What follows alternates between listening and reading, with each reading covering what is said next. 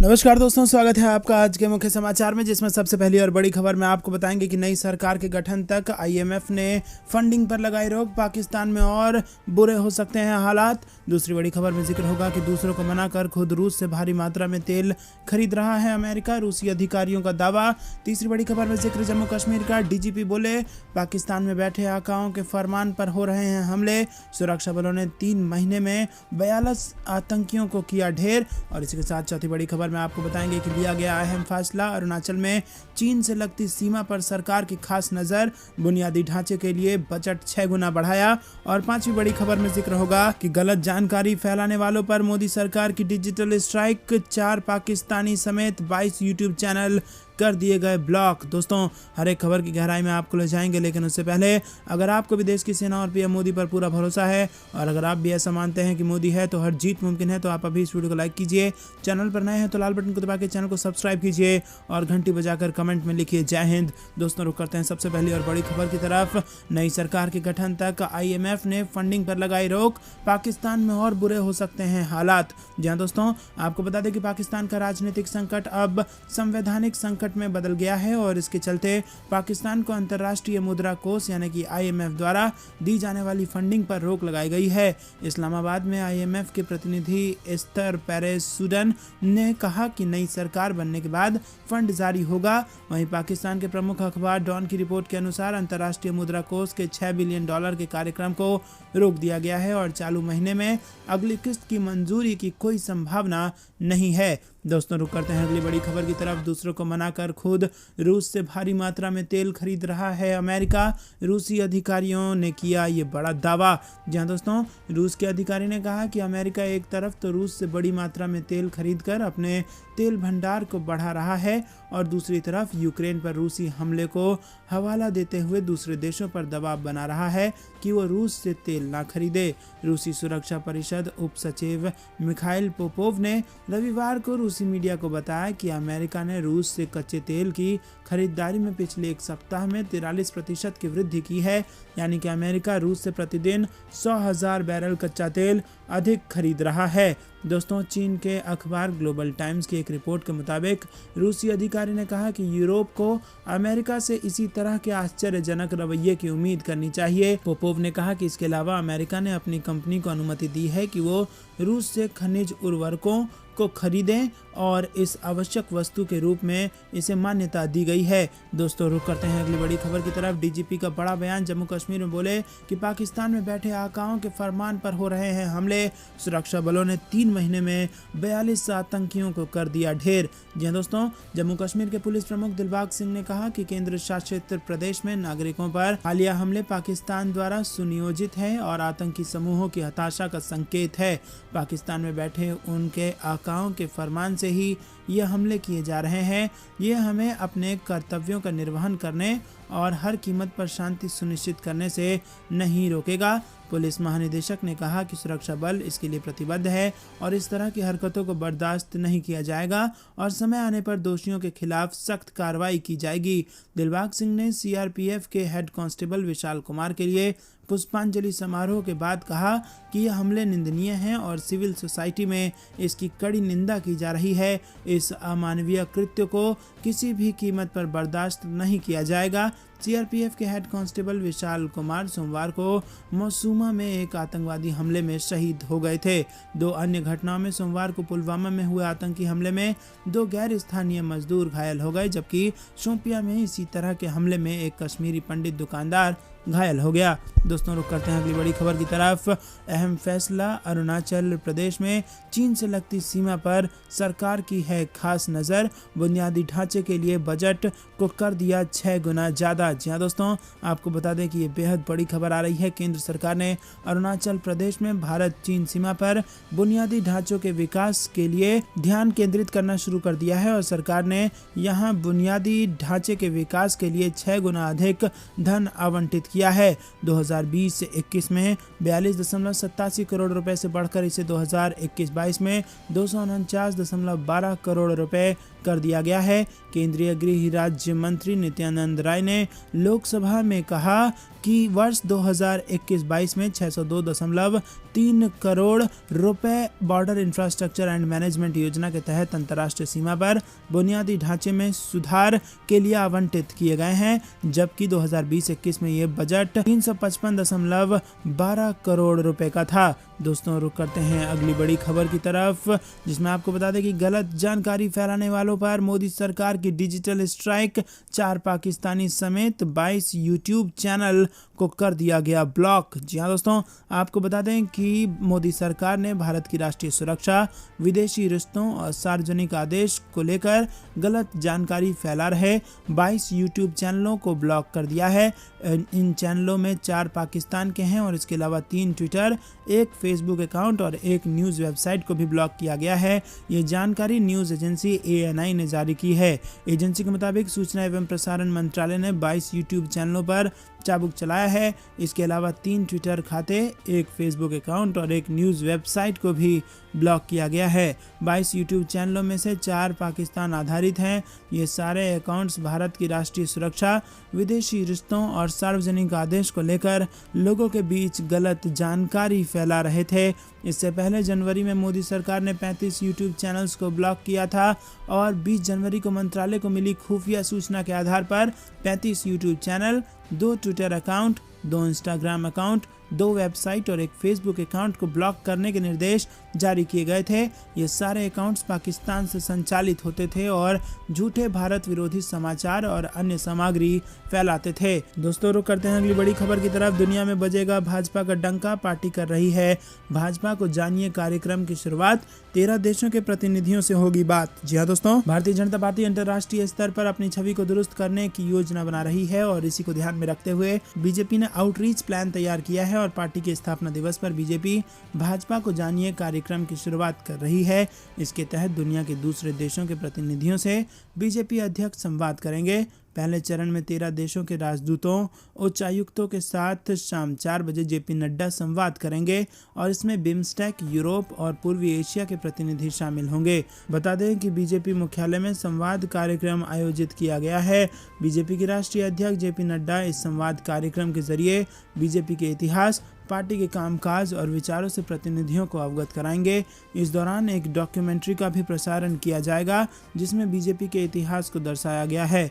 दरअसल ये पहली बार है जब बीजेपी अध्यक्ष मित्र देशों के साथ संवाद कर अपने इतिहास को सबके सामने रखेंगे। भविष्य में बीजेपी की योजना है कि पार्टी टू पार्टी इंटरेक्शन करके अपनी विचारधारा से सबको अवगत कराया जाएगा। दोस्तों रुक करते हैं अगली बड़ी खबर की तरफ। रामनवमी मेला, गोरखनाथ मंदिर में हुए अटैक के बाद अयोध्या में अलर्ट जारी। गोरखनाथ मंदिर में हुए अटैक के बाद अयोध्या में चल रहे प्रसिद्ध चैत्र रामनवमी मेले में सुरक्षा का अलर्ट जारी कर दिया गया है और वरिष्ठ पुलिस अधीक्षक शैलेंद्र कुमार पांडे ने मंगलवार को बताया कि गोरखपुर की घटना को देखते हुए भगवान श्री राम की नगरी अयोध्या में चल रहे प्रसिद्ध चैत्र रामनवमी मेले में सुरक्षा व्यवस्था सख्त कर दी गई है। मेले की सुरक्षा के लिए भारी मात्रा में फोर्स की सुरक्षा तैयारी की जा रही है और आपको बता दें कि रामनगरी की सुरक्षा ATS को दे दी गई है। कप्तान के मुताबिक सुरक्षा के साथ चेकिंग बढ़ा दी गई है।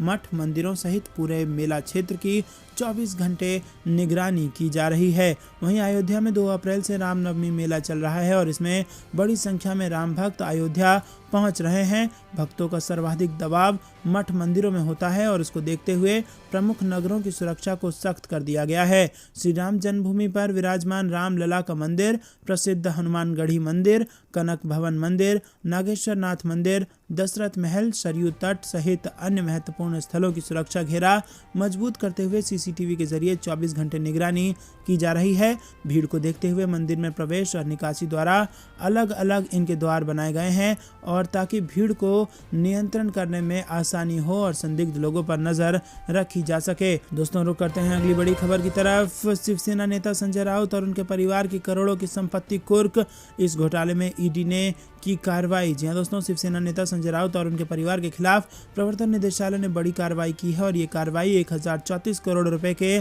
पात्रा चौल भूमि घोटाले मामले में की गई है। इस कार्रवाई के तहत ईडी ने संजय राउत, उनकी पत्नी और परिवार की संपत्ति कुर्क कर ली है। ईडी ने संजय राउत की पत्नी की दादर स्थित 2 करोड़ की प्रॉपर्टी और प्रवीण राउत की 9 करोड़ की प्रॉपर्टी अटैच कर ली है।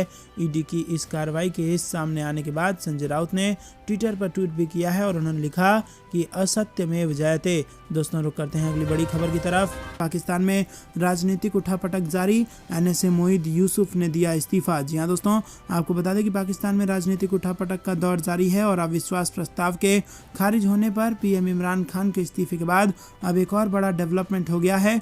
पाकिस्तान के राष्ट्रीय सुरक्षा सलाहकार मोहिद यूसुफ ने अपने पद से इस्तीफा दे दिया है। उन्होंने ट्वीट कर लिखा कि आज जब मैं ये पद छोड़ रहा हूँ, मैं काफ़ी संतुष्ट महसूस कर रहा हूँ। ऐसा इसलिए है क्योंकि एनएसए का ये ऑफिस एक प्रतिष्ठित संस्था है। यहाँ पर एक बेहतरीन टीम काम करती है और जो आगे भी पाकिस्तान को गर्व करने का मौका देती रहेगी। तो दोस्तों, पाकिस्तान के एनएसए ने दे दिया है इस्तीफा और मच चुकी है पाकिस्तान की राजनीति में उथल पुथल। रुक करते हैं अगली बड़ी खबर की तरफ। पाकिस्तानी चुनाव आयोग ने खड़े किए हाथ, कहा 3 महीने में आम चुनाव कराना मुमकिन नहीं, गिनाई अपनी मजबूरियां। जी दोस्तों, आपको बता दें कि पाकिस्तान के चुनाव आयोग ने 3 महीने में चुनाव कराने से मना कर दिया है और पाकिस्तान की खबर द डाउन के हवाले से जानकारी दी गई है। चुनाव आयोग ने कानूनी, संवैधानिक और लॉजिस्टिक चुनौतियों का हवाला दिया है। प्रधानमंत्री इमरान खान के खिलाफ रविवार को संसद में लाए गए अविश्वास प्रस्ताव के खारिज होने के कुछ ही मिनटों बाद इमरान खान ने 3 महीने के भीतर चुनाव कराने का सुझाव देकर विपक्ष को चौंका दिया था। इसके बाद इमरान खान ने पाकिस्तान के राष्ट्रपति आरिफ अलवी से सिफारिश कर 342 सदस्यीय नेशनल असेंबली भंग करवा दी थी। चुनाव आयोग के एक वरिष्ठ अधिकारी ने कहा कि चुनाव की तैयारियों के लिए कम से कम 6 महीने का वक्त चाहिए, क्योंकि कुछ क्षेत्रों में नए सिरे से परिसीमन होना है और खासकर खैबर पख्तूनख्वा प्रांत में, जहां सीटें बढ़ी हैं और जिले और क्षेत्रों के हिसाब से मतदाता सूची को अपडेट करने का भी एक बड़ी चुनौती है। दोस्तों, रुक करते हैं अगली बड़ी खबर की तरफ। रक्षा क्षेत्र में बदल रही है भारत की तस्वीर।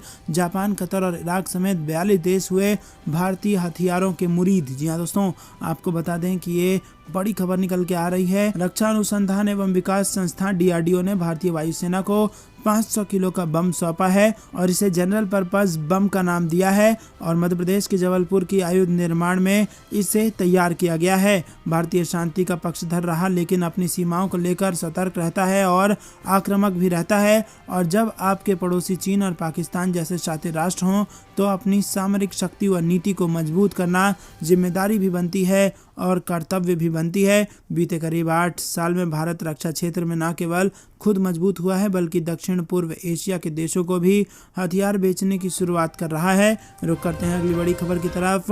भाजपा संसदीय दल की बैठक संपन्न। पीएम मोदी ने सांसदों से कहा कि खुद को अपने क्षेत्र की सेवा में लगाएं। जी दोस्तों, भाजपा संसदीय दल की बैठक हो चुकी है और इस संसद सत्र की यह आखिरी संसदीय दल की बैठक थी और इस दौरान प्रधानमंत्री नरेंद्र मोदी, गृह मंत्री अमित शाह और भाजपा अध्यक्ष JP नड्डा मौजूद रहे। इन तीनों नेताओं के अलावा पार्टी के सभी सांसद मौजूद रहे और इस दौरान भाजपा ने आगे की रणनीति पर सांसदों से चर्चा की। प्रधानमंत्री नरेंद्र मोदी ने सभी सांसदों से अपने क्षेत्र में काम करने के लिए कहा था। भाजपा संसदीय दल की बैठक अंबेडकर नगर इंटरनेशनल सेंटर में हुई और इससे पहले 29 मार्च को भी भाजपा संसदीय दल की बैठक हुई थी और इस बैठक के बाद संसदीय कार्य मंत्री प्रहलाद जोशी ने कहा कि सामाजिक न्याय पक्ष पखवाड़ा 7 से 20 अप्रैल तक चलेगा और इसके अंतर्गत बहुत से कार्यक्रम आयोजित किए जाएंगे। सभी सांसदों को पीएम ने आह्वान किया है कि आज़ादी के अमृत महोत्सव के इस पर्व पर आप सभी खुद को अपने क्षेत्र में सेवा में लगाएं। दोस्तों, रुक करते हैं अगली बड़ी खबर की तरफ। भारत में कोविड-19 पर कंट्रोल, लेकिन रहें अलर्ट। कई देशों में तेजी से बढ़ रहे हैं कोरोना के मामले। जी दोस्तों, भारत ने कोरोना के हालातों पर काबू पा लिया है। 2 साल से भी ज़्यादा समय के बाद अब दैनिक मामले 1000 के नीचे हो गए हैं। मंगलवार लगातार दूसरे दिन 1000 से कम ताज़ा मामले दर्ज किए गए। केंद्रीय स्वास्थ्य मंत्रालय द्वारा मंगलवार सुबह जारी ताज़ा आंकड़ों के अनुसार देश में पिछले 24 घंटे में 795 नए मरीज सामने आए हैं। आंकड़ों में ये गिरावट लोगों को बेपरवाह बना रही है, लेकिन कई देशों में बढ़ते मामले इस ओर इशारा कर रहे हैं कि अभी अलर्ट रहने की जरूरत है। स्वास्थ्य मंत्रालय के अनुसार देश में पिछले 24 घंटे में कोविड-19 के 795 मामले आए हैं। वहीं इस दौरान 1208 लोग डिस्चार्ज हुए हैं। इसके अलावा इस अवधि में 58 लोगों की मृत्यु भी हुई है और इसी के साथ देश में एक्टिव मरीजों की तादाद 12,054 हो गई है, जो कि कुल मामलों का 0.3% है। पॉजिटिविटी रेट भी 0.17% पर है। दोस्तों, रुक करते हैं अगली बड़ी खबर की तरफ। गोरखपुर मंदिर हमले की जांच तेज, मुंबई पहुंची यूपी एटीएस। मुर्तजा के बारे में खास बात चली पता। जी हां दोस्तों, आपको बता दें कि यूपी में गोरखपुर मंदिर पर हुए हमले की जांच में कई खुलासे हुए हैं। डॉक्टरों ने बताया कि आरोपी अब्बासी मुर्तजा मानसिक रूप से विक्षिप्त नहीं है, वो गुमराह करने की कोशिश कर रहा है। और इस बीच यूपी एटीएस की टीम अब्बासी मुर्तजा के बैकग्राउंड का पता करने के लिए मुंबई पहुंच गई। यूपी एटीएस की टीम जांच के लिए आईआईटी बॉम्बे भी जा सकती है। जांच में पता चला है कि आरोपी अब्बासी मुर्तजा 2 लोगों के साथ गोरखपुर मंदिर पहुंचा था। घटना के वक्त उसके साथी उसे वहां छोड़कर फरार हो गए थे। पुलिस दोनों साथियों की तलाश कर रही है। पुलिस ने मुर्तजा से उसका पुराना लैपटॉप बरामद किया है। बता दें कि यूपी एटीएस घटना स्थल पर मुर्तजा को लेकर जाएगी और जिस रास्ते पर मुर्तजा गया था, जिस रास्ते से वो गोरखपुर मंदिर पहुंचा था, वहां उसे ले जाया जाएगा।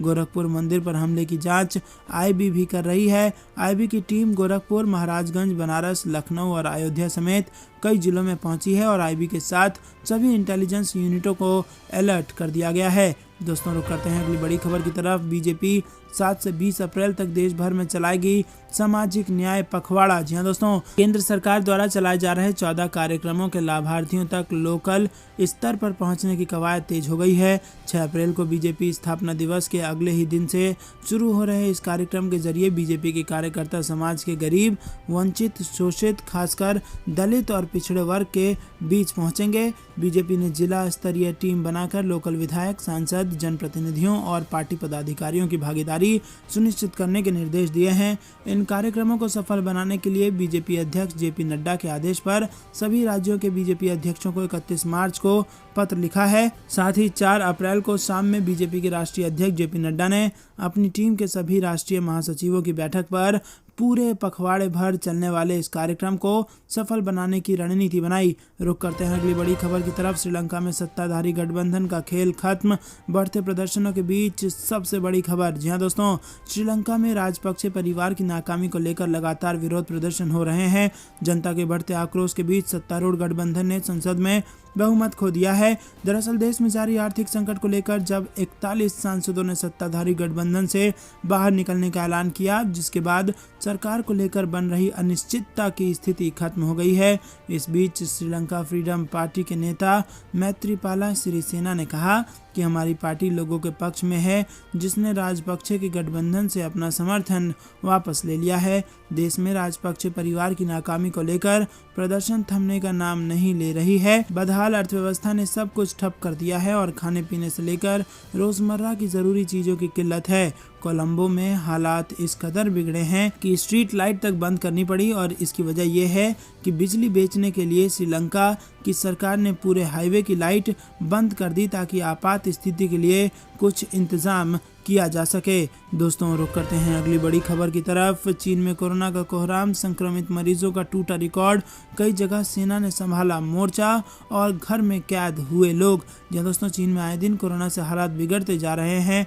यहाँ 27 से अधिक प्रांत कोरोना महामारी की चपेट में आ गए हैं और देश में बीते 24 घंटे में कोरोना के 16,412 नए मामलों की पुष्टि हुई है, जो करीब 2 साल पहले पहली लहर के चरम के बाद से सबसे अधिक है। शंघाई में एक दिन में रिकॉर्ड 8,581 केस दर्ज किया गया है और देश के कई प्रांतों में बेहद ही खतरनाक ओमिक्रॉन वेरिएंट फैल गया है, जिससे लोगों के बीच एक बार दहशत का माहौल फिर बन गया है। स्थिति इतनी गंभीर हो गई है कि चीनी प्रशासन ने देश की वित्तीय राजधानी शंघाई में लॉकडाउन लगा दिया है और इतना ही नहीं, यहाँ 2 करोड़ से ज़्यादा नागरिकों की कोरोना जांच के लिए सख्त पाबंदियां लागू कर दी गई हैं।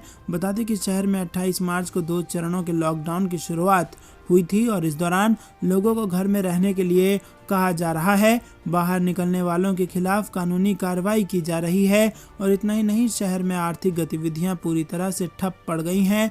विदेशों को निर्यात किए जाने वाले सामानों की सप्लाई रोक दी गई है।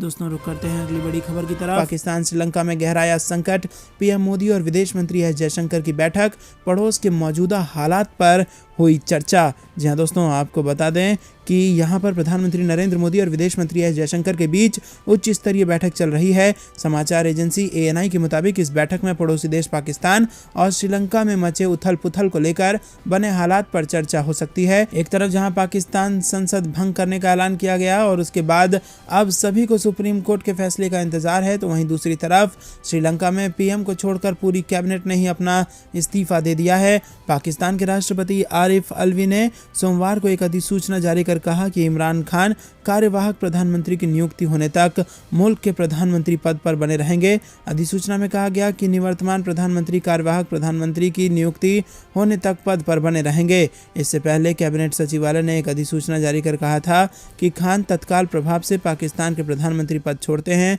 हालांकि संविधान के अनुच्छेद 94 के तहत राष्ट्रपति अपने उत्तराधिकारी के प्रधानमंत्री का पदभार संभालने तक निवर्तमान प्रधानमंत्री को पद पर बने रहने के लिए कह सकते हैं। दोस्तों, रुक करते हैं अगली बड़ी खबर की तरफ। पाकिस्तानी आतंकियों की घुसपैठ की कोशिश नाकाम, भारी मात्रा में गोला बारूद समेत एक आतंकी का शव बरामद। जी हाँ दोस्तों, जम्मू कश्मीर में राजौरी के नौशेरा सेक्टर में पाकिस्तानी आतंकियों ने रविवार रात को घुसपैठ की कोशिश की, जिसे अलर्ट पर मौजूद भारतीय जवानों ने नाकाम कर दिया। 3-4 अप्रैल की रात को हुई घुसपैठ की इस कोशिश को भारतीय सेना ने नाकाम करते हुए भारी मात्रा में हथियार और गोला बारूद भी बरामद किए हैं। व्हाइट नाइट कॉर्प्स ने कहा कि हथियारों के साथ एक आतंकवादी का शव भी बरामद किया गया है। इलाके में ऑपरेशन जारी है। वहीं दूसरी ओर जम्मू कश्मीर में कुछ ही घंटों के भीतर 2 आतंकी हमले हुए हैं, जिसके चलते घाटी दहल गई है।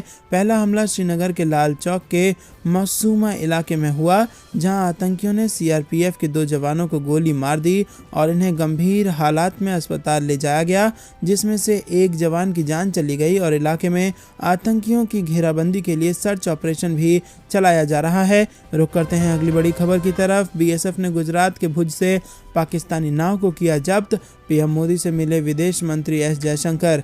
जी हाँ दोस्तों, आपको बता दें कि रूस और यूक्रेन युद्ध को 40वां दिन है और युद्ध के 40वें दिन तक रूसी सेना ने यूक्रेन में कत्लेआम मचाया है। यही नहीं, रूस ने यूक्रेन के कई शहरों पर रात भर मिसाइल से हमला भी किया है। वहीं BSF ने गुजरात के भुज से पाकिस्तानी नाव को जब्त किया और इसके अलावा विदेश मंत्री डॉक्टर एस जयशंकर प्रधानमंत्री नरेंद्र मोदी से मुलाकात करने पहुंचे। इस दौरान विदेश मंत्री पड़ोसी देशों के हालात के बारे में पीएम मोदी को जानकारी दे सकते हैं। संसद के बजट सत्र के दूसरे चरण की कार्रवाई जारी है और राज्यसभा में 6 नए राज्यसभा सांसदों ने शपथ ली है। दोस्तों, रुक करते हैं अगली बड़ी खबर की तरफ। रूस ने बरसाए बम, धू कर जली ऑयल रिफाइनरी और आसमान में छाया काला धुआं। जी हाँ दोस्तों, यूक्रेन के बंदरगाह शहर ओडेसा में एक बार फिर रूस ने हमला किया है। मारियोपोल और मायकोलेव के बाद काला सागर में ओडेसा यूक्रेनी नौसेना का मुख्य अड्डा है और रूसी फौज ने यूक्रेनी नौसेना को पुंग करने के लिए ओडेसा की रिफाइनरी को निशाना बनाया। रिफाइनरी पर हमले के बाद इस कदर काले धुएं का गुबार छाया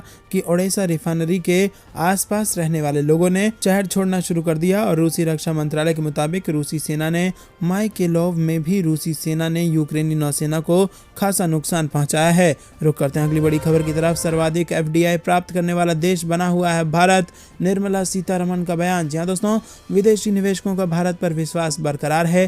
केंद्रीय वित्त मंत्री निर्मला सीतारमण के अनुसार भारत लगातार सर्वाधिक प्रत्यक्ष विदेशी निवेश यानी कि FDI हासिल कर रहा है और उन्होंने सोमवार को संसद में ये जानकारी दी। सीतारमण ने देश के रिटेल निवेशकों की तारीफ करते हुए कहा है कि उन्होंने साबित किया है कि कोई भी झटका लगे उसे संभाला जा सकता है। उन्होंने विदेशी निवेशकों के देश के शेयर मार्केट में बड़ी मात्रा में धन निकालने के संदर्भ में ये बात कही। केंद्रीय वित्त मंत्री लोकसभा में कांग्रेस सदस्य शशि थरूर के सवाल का जवाब दे रही थी और थरूर ने विदेशी निवेशकों की ओर से 1.14 लाख करोड़ रुपए से अधिक धन निकालने का उल्लेख करते हुए विदेशी निवेशकों के निवेश कम करने की प्रवृत्ति के बारे में सवाल किया था। रुक करते हैं अगली बड़ी खबर की तरफ, जिसमें आपको बता दें कि 2024 से पहले अखिलेश यादव से बड़ा मुद्दा छीनेंगे सीएम योगी। 100 दिन में 50,000 रोजगार का प्लान और 20,000 सरकारी जॉब। जी हाँ दोस्तों, लगातार दूसरी बार सत्ता में आने के बाद योगी सरकार ने रोजगार के मुद्दे पर फोकस बढ़ा दिया है। 2024 को ध्यान में रखकर सरकार गठन के तुरंत बाद मिशन मोड में आ चुकी है और योगी सरकार ने पहले 100 दिनों में 50,000 लोगों को रोजगार देने का प्लान बनाया है और इसमें 20,000 सरकारी नौकरी शामिल है। माना जा रहा है कि रोजगार पर फोकस करके सरकार विपक्ष से एक बड़ा मुद्दा छीनना चाहती है, तो युवाओं में रोजगार को लेकर कथित नाराजगी को दूर करने का प्रयास कर रही है। मुख्यमंत्री कार्यालय से मिली जानकारी के मुताबिक सीएम योगी आदित्यनाथ ने निर्देश दिए हैं कि युवाओं को रोजगार से जोड़ने का काम अभियान के रूप में चलाया जाए और सरकार ने 100 दिनों में युवाओं को 50,000 रोजगार के अवसर देने का लक्ष्य बनाया है। दूसरी पारी में शपथ लेने के बाद सीएम योगी आदित्यनाथ एक्शन में हैं और उन्होंने अगले 5 साल में यूपी में 5 करोड़ लोगों को स्वरोजगार देने का वादा किया है। मुख्यमंत्री ने यह भी कहा है कि स्वरोजगार की तमाम योजनाओं का व्यापक रूप से प्रचार प्रसार हो और युवाओं के लिए जागरूकता पैदा की जाए और इस संबंध में जल्द ही लोन मेला आयोजित होगा, जिसमें युवाओं को स्वरोजगार की विभिन्न योजनाओं के तहत बैंकों से ऋण दिलवाने में भी मदद की जाएगी।